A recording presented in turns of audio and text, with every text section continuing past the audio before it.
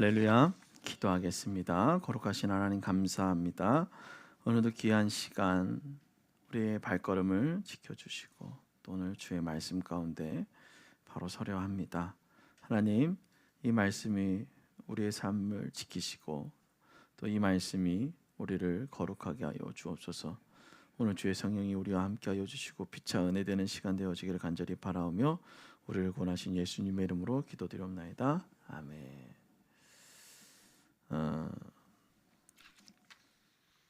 오늘 이 시간 여러분들에게 또 함께 질문하며 나아가 보기를 소망합니다. 나는 지금 어디에 속해 있는가라는 것입니다. 여러분은 어디에 속해 있습니까? 그리고 또 내가 있어야 할 자리는 어디입니까? 라는 것입니다. 혹시 나는 누구에게도 속하지 못한 채 살아가고 있는 건 아닐까라는 것이죠. 우리는 분명 여러 관계와 연결 속에서 살아가게 됩니다. 여러분, SNS, 메시지, 또 모임들로 끝없이 소통하는 세대입니다. 여러분, 단톡방 한 3-4개는 다 기본적으로 갖고 계시죠? 거기에서 정말 무섭게 나가지도 못하고 또 지우지도 못하고 우리는 이런 시대에 살아가고 있습니다. 그러나 정말 내 마음을 털어놓고 정체성을 확인하며 진짜 내 자리라고 느끼는 곳, 그것은 그리 많지 않다라는 것입니다. 회사에서는 나를 성과로 평가하고 가정에서는 책임으로 나를 정의하고 또 교회 안에서는 가끔 신앙을 유지하는 사람으로 그렇게 볼 때가 있습니다. 그럴 때 우리는 어떻게 고백합니까? 이렇게 고백하지 않습니까? 나는 어디에도 속하지 못했다라는 것입니다. 이 고립은 단순한 외로움이나 피로감에서 끝나지 않습니다. 곧 정체성, 그 정체성의 혼란으로 이어지게 되어지는 것입니다. 나는 누구인가? 나는 왜 존재하는가? 나는 정말 하나님께 속한 사람인가? 이 질문에 답하지 못하면 우리는 쉽게 무력하고 또 절망에 빠지고 심지어는 자기 상실 속에 빠지게 되어집니다. 신앙에서 여러 다운의 상태가 오는데 그 답하지 못할 때, 나는 정말 누구인가에 대해서 답하지 못할 때입니다. 오늘 본문은 그런 세대 속에서 그런 질문을 품고 살아가는 우리에게 아주 분명하고 또 분명한 회복의 메시지를 전해주고 있습니다. 오늘 첫 번째로는 거라사, 이 거라사라는 정체성, 잃어버린 땅이라는 곳에 있는 한 사람을 보게 되어집니다. 오늘 예수님께서 향한 지역 거라사로 함께 살펴보도록 하겠습니다. 성경은 누가복음 8장에서 예수님이 굳이 이방 땅인 거라사로 향하고 있다라고 말하고 있습니다. 거라사는 단순히 이방 도시가 아닙니다. 역사적으로는 깊은 상처가 있는 곳이죠. 예수님 오시기 전으로 들어가면 마카비우스라고 얘기하는 하스모니안 왕 알렉산더 얀네우스라는 사람이 나옵니다. 이제 자신의 제국이 이제 제국을 더 넓히기 위해서 전쟁을 하러 나아갈 때에 유대가 왕국을 확장하려고 할 때에 거라사 지역을 10달 동안 포위하고 군사적으로 짓밟았던 시대, 그곳이 바로 거라사라는 곳입니다. 오늘 여기서는 유대인들의 폭력성을 보게 되었죠.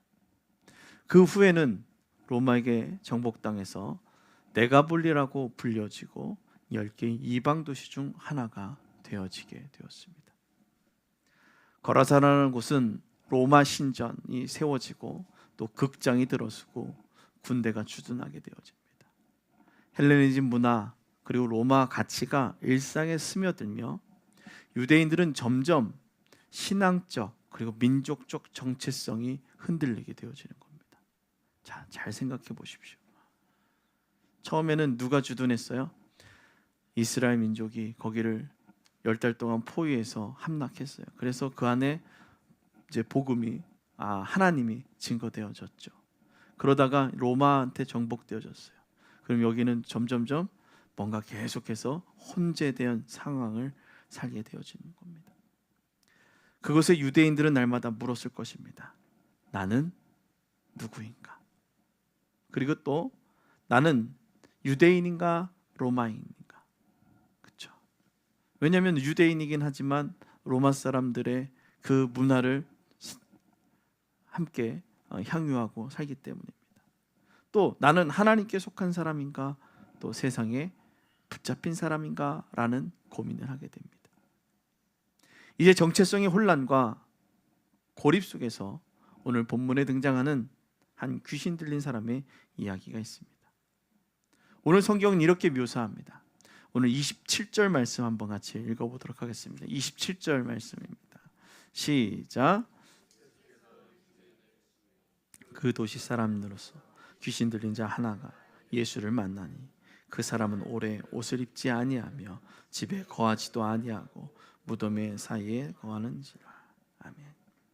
오늘 이 사람을 이렇게 얘기합니다. 오랫동안 옷을 입지 아니하고 거하지도 아니하고 무덤에 사는, 무덤 사이에 살았다라는 거예요. 무덤 사이라는 거 생명이 없는, 이제 세상과는 단절된 상태, 이쪽도 아니고 저쪽도 아니고 정체성의 혼란을 갖고 살아가는 삶이었다라는 것입니다.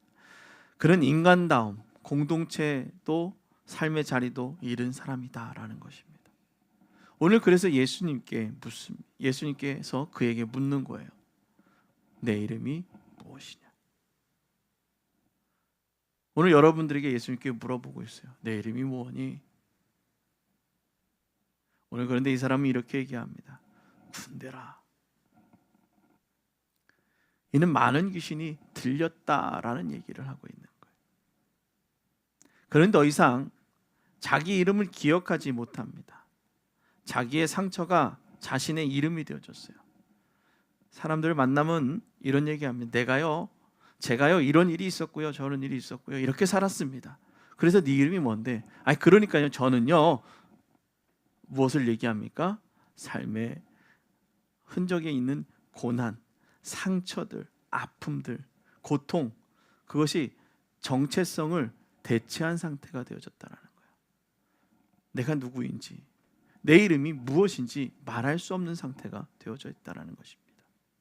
우리 부모가 나를 사랑하게 해서 나를 사랑하는 나 누구누구다 라고 말하는 것이 아니라, 나는 사랑이라는 것조차 절대적으로 나의 정체성을 나의 상처로 말하고 있는 사람, 그런 정체성을 잃어버린 이 시대에 우리와도 너무 꼭 닮은 것 같습니다.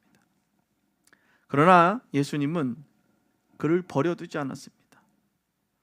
회복을 시작하셨다는 거예요. 그에게 회복의 은혜를 허락하셨다라는 것입니다. 귀신 들린 그에게 사람들은 가까이 가기를 두려워했습니다. 여러분, 귀신 들린 사람하고 가까이에서 얘기할 수 있겠습니까? 우리 동네도 귀신 들린, 약간 마약을 통해 가지고 이게 오래된 그 성형 때문에 정신없이 있었던 사람이 한 분 있잖아요. 지나가는 사람한테 욕하고 옷 벗어 던지고 막. 사람들이 다 손가락질하며 그 사람을 외면했을 때 오늘 예수님은 달랐다라는 거예요. 예수님은 그를 피하지 않으시고 정면으로 마주하셨다라는 겁니다. 이름조차 잃은 자에게 예수님은 질문합니다. 너 이름이 뭐니? 너의 정체성을 회복하라라고 주님은 물어보시는 거예요. 너는 누구냐? 너는 누구의 것이냐라고 물어보고 있습니다. 나는 너를 어떻게 회복시켜야 하느냐라고 주님은 말하는 것이죠. 너 이름, 사랑하는 내 자녀임을 기억한 그때를 하나님은 말씀하시는 거죠. 그런데 그는 여전히 군대라고 대답하고 있습니다. 삶의 상처를 끊임없이 말하고 있는 것이죠. 그런데 예수님은 그를 거기서 멈추게 하는 것이 아니라 말씀의 권세로 귀신을 내쫓으셨다는 거예요.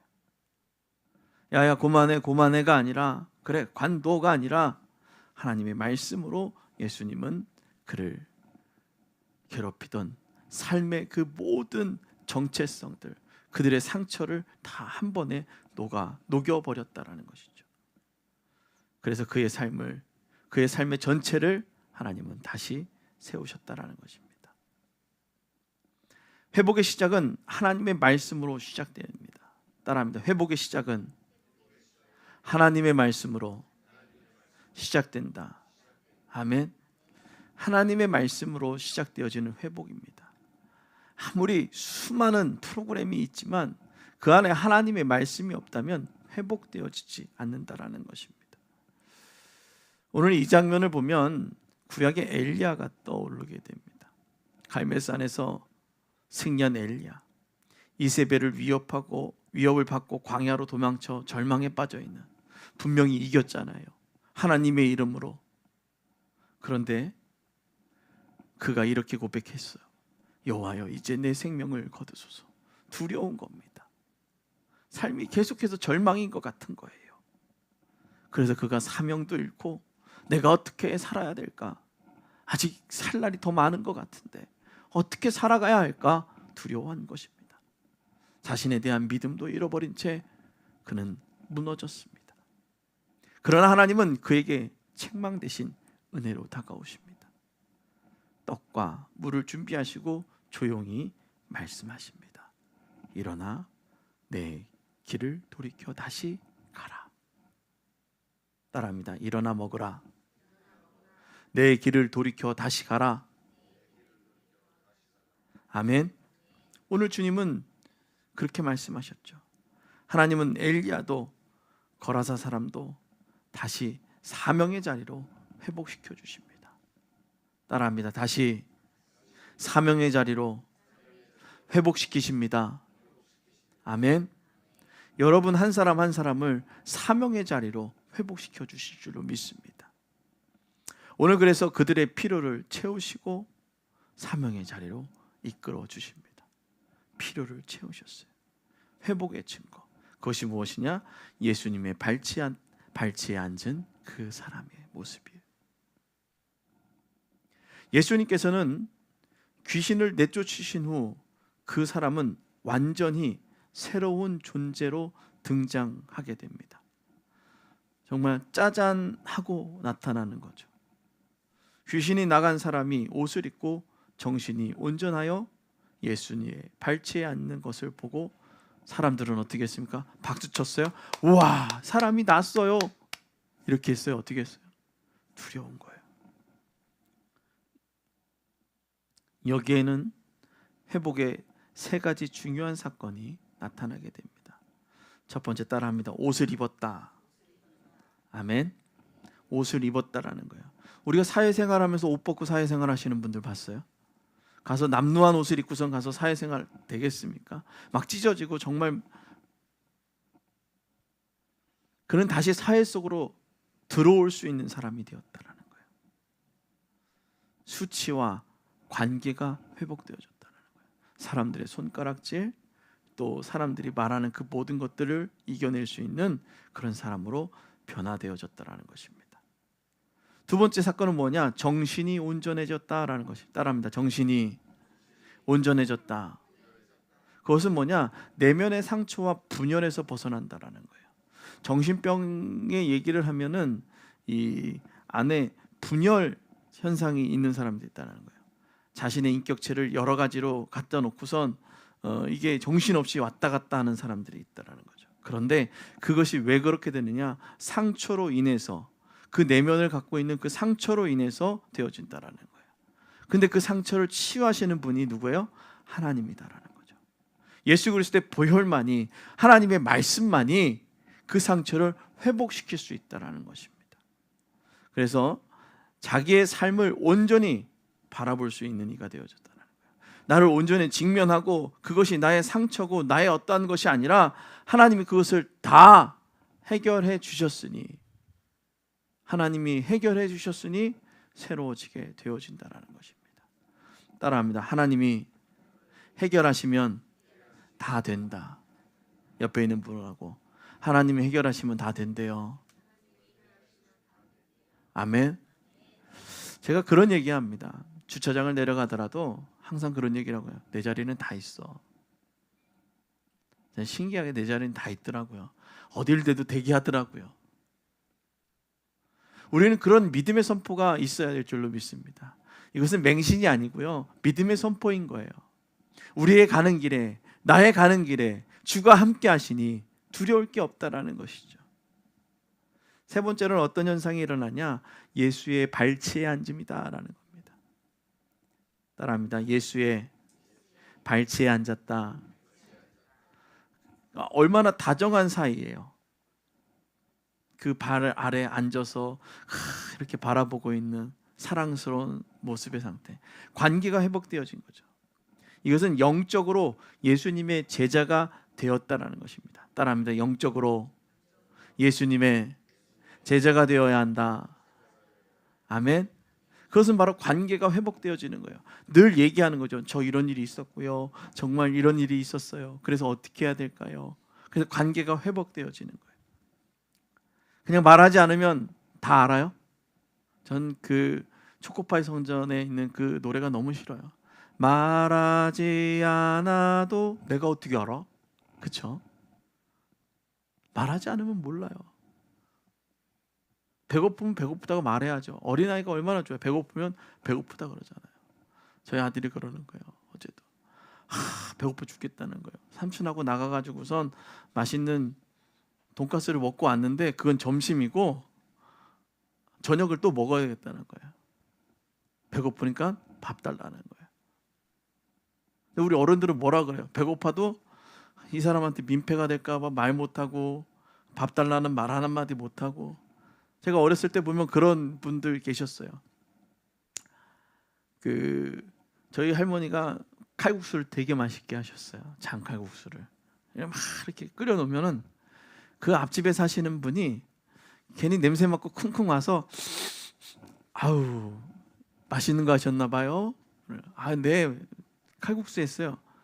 아 그래요? 저도 이런 칼국수 되게 좋아하는데. 그래서 어떻게 해달라고요? 네, 같이 한 그릇 먹어도 돼요? 이렇게 물어보면 되잖아요. 뭐요?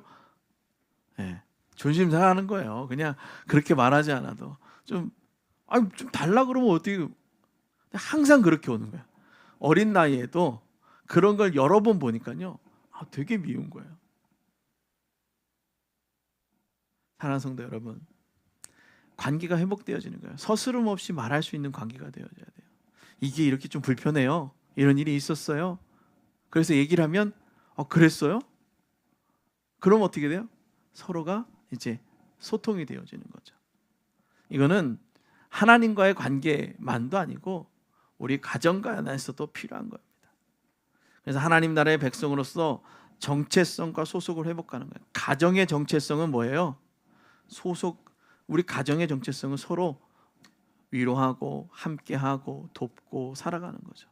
또 하나님의 정체성은 뭐예요? 하나님과의 관계가 회복되어지는 거죠. 하나님 제가 이래요. 하나님 어떻게 할까요? 듣는 거죠. 근데 어떻게 합니까? 내 말만 하고선 계속해서 듣지를 않으니 응답이 와요? 안 오는 거죠. 소속은 하나님 나라의 자녀가 됐다는 분명한 소속, 구원의 확신이 또 있어야 되는 거예요. 여러분 하나님의 자녀가 된 그 소속에 분명한 확신이 있습니까? 남이만 다시 한번 물어볼게요. 여러분 하나님 나라의 자녀가 되었다는 분명한 소속, 그 구원의 확신이 있습니까? 아멘. 할렐루야. 다시 한번 정확히 그냥 돌려서 얘기 안 하고 구원의 확신이 있습니까? 아멘. 이 사실이 있어야 돼요. 선포되어져야 돼요. 이 장면을 보면 바울이 말한 갈라디아서 3장 27절과 한번 또 생각이 납니다. 그리스도와 합하기 위하여 세례를 받은 자는 그리스도로 옷 입었느니라. 하나님과의 관계성이 완전해지는 거예요. 하나님과 온전해지는 거죠. 여러분 깨진 항아리에 물 담는 법을 많이 얘기하죠. 물을 어떻게 담는 게 잘 담아질까요? 물 속에 들어가야 되겠죠. 항아리를 넣어놔야 그 안에 물이 채워져 있게 되어지는 거죠. 이 사람은 이제 그리스도인으로 옷 입은 사람입니다. 이제 세상의 옷, 정말 세상에 그런 어떤 가치관, 내 세상에서 받았던 상처로 살아가는 것이 아니라 이제 그리스도의 옷을 입음으로 말미암아 어떻게 되어진 거예요? 내가 이제 정결해진 거죠. 깨끗해진 거죠. 군대, 다시금 얘기하면 상처로 얼룩진 자가 아니라 이제 하나님의 사랑으로 가득 차진 사람이다라는 겁니다. 따라합니다. 하나님의 사랑으로 가득 채워져야 한다. 우리 옆에 있는 분하고 하나님의 사랑으로 가득 채워집시다. 아멘. 우리가 하나님의 사랑으로 가득 채워져야 할 줄로 믿습니다. 오늘 갈라디아서 3장 28절은 이렇게 얘기합니다. 헬라인이나 유대인이나 헬라인이나 종이나 자유인이나 남자나 여자나 너희는 다 그리스도 예수 안에서 하나이니라. 아멘. 우리는 그리스도 예수 안에서 하나인 것입니다.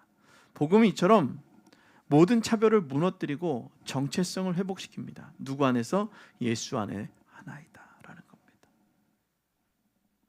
예수 그리스도의 사랑은 진짜 소속감을 우리 안에 심어주는 능력이죠. 진짜 소속감이 어디예요? 예수 안에 우리는 하나다. 우리가 떨어져 있는 존재가 아니라 예수 안에 하나인 존재다라는 것입니다. 그래서 예수 안에서 회복되어진 우리에게 하나님은 말씀하십니다. 무엇으로 파송하십니까? 복음의 증인으로. 따라합니다. 복음의 증인으로 파송되었다. 아멘. 옆에 있는 분에게 당신은 복음의 증인으로 파송되었습니다.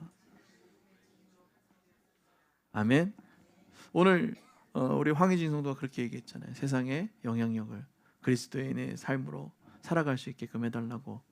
그것이 바로 선한 영향력이 무엇하는 거예요? 복음의 증인이 되어지는 거예요. 내 행위 하나하나가, 걸음걸음 하나하나가 이 사람은 다르구나, 예수 믿는 사람이라 다르구나 라는 얘기를 하는 거예요. 그래서 오늘 그가 회복된 후 뭐라고 얘기했어요?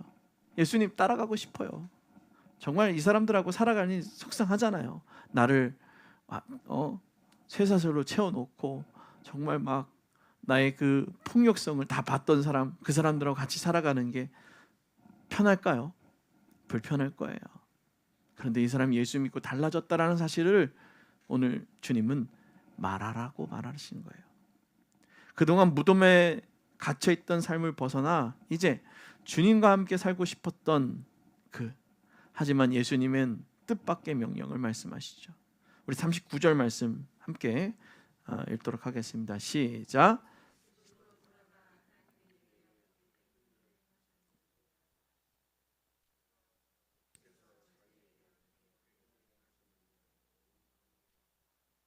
아멘.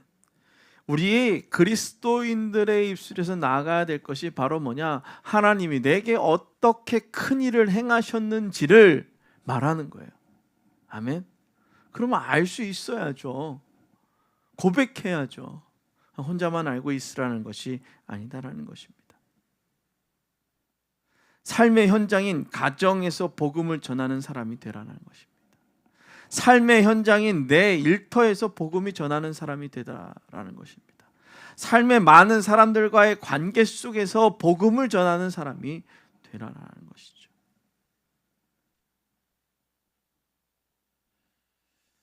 내가 삶 속에서 복음을 전하지 못한다면 정말 난 그리스도를 인격적으로 만났는가 고민해 봐야 돼요. 그리스도를 인격적으로 만나지 못했으니까 그 하나님이 얼마나 좋은지 고백하지 못하는 거잖아요. 여러분 영업하시는 분들 보셨죠? 틈만 나면 영업하시는 분들이 있어요. 그분은 왜 그걸 할까요? 그걸 통해서 나에게 유익함을 경험했기 때문에 그걸 얘기를 하는 거예요. 여러분 예수 믿고 난 다음에 여러분 삶에 유익함이 있습니까? 날마다 어려움만 있습니까? 여러분 삶에 유익이 있다면 그것이 하나님의 은혜였습니다라고 고백할 수 있기를 주님의 축원합니다. 그게 선포하며 외칠 수 있기를 주님을 축원합니다. 예수님은 고통에서 치유받는 그를 무엇으로 부르셨냐? 복음의 증인으로 불렀다라는 겁니다. 오늘 여러분들을 무엇으로 불렀느냐? 복음의 증인으로 부르셨다랍니다. 또 두 번째로는 회복의 전달자로 부르셨다라는 거예요. 그냥 회복되어지는 것이 아니라 나로 통해 그 고통받는 자가 회복되어질 수 있도록 회복의 전달자로 부르셨다라는 거예요. 하나님의 은혜의 통로로 오늘 저와 여러분들을 파송하신 줄 믿으시길 바랍니다. 오늘 우리는 하나님의 은혜의 통로입니다. 수많은 것들이 우리를 통해서 지나갈 수 있도록 영적인 그 영향력을 키워나갈 수 있기를 주님을 축원합니다. 그는 이제 무덤 속에서 사는 사람이 아닙니다. 도시를 다니며 이제 하나님의 큰 일을 선포하는 전도자가 되어지는 것이죠. 나의 모든 삶을 알았던 그들 앞에서 선포하는 것입니다. 나를 모르던 사람들 앞에서 얘기하는 것이 아니라 저 사람이 얘기하는 그 하나님이 얼마나 위대한지 본 거예요.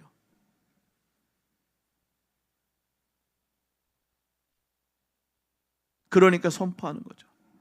우리 목사님은 말이죠, 하나님께서 우리 목사님을 통해서 역사하시는데요, 그 목사님, 그 교회 그 목사님은요, 이렇게 말할 수 있어요. 요즘 예배도 안 들어오는데 그런 얘기하고 다니시는 분이 계세요. 맨날. 그래서 제발 좀 그 얘기할 거면 좀 올라서 오면서 좀 얘기하라고. 언젠가 올라오겠죠. 그날이 속히 오기를 늘 기도하고 있습니다. 하나님 나를 해방시켰다고, 나를 억누르던 모든 고통에서 자유하게 됐다고 전하는 자, 그런 전하는 자가 되어질 수 있기를 주님의 축원합니다. 사랑하는 성도 여러분, 오늘 이 말씀이 저와 여러분들에게도 묻고 있습니다. 여러분 누구이십니까? 여러분들 누구예요? 여러분 또 이렇게 얘기합니다. 지금 어디에 속해 있습니까? 여러분은 지금 어디에 속해 있습니까? 세상에 속해 있습니까? 세상 문화에 속해 있습니까? 아니면 하나님 나라에 속해 있습니까? 하나님의 그 영적인 그 은혜 안에 속해 있습니까? 당신은 그리스도 안에서 정체성과 소속을 회복하고 있습니까? 나는 예수님을 인격적으로 만났습니까? 성령님을 인격적으로 만났습니까?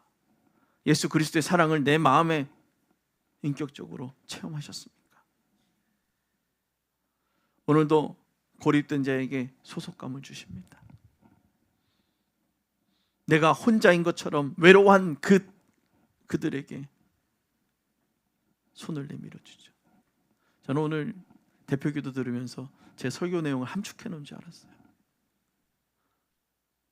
아픈 이웃에게 손을 내밀 수 있는 교회. 전 귀한 그런 교회들로 성장하기 위해서 애쓰고 있습니다. 그 손을 내밀물로 통해서 한 영혼이 살아나고 또 한 영혼이 하나님 나라의 자녀가 되어지고, 그것을 통해서 고립됐던 자들이 자유함을 얻고 하나님 안에서 누리는 그 기쁨을 맛볼 수 있는다면 얼마나 기쁨이겠습니까? 정체성을 잃은 자에게 존재의 이유를 알려주는 거예요. 여러분들은 왜 살아가는지에 대한 존재의 이유.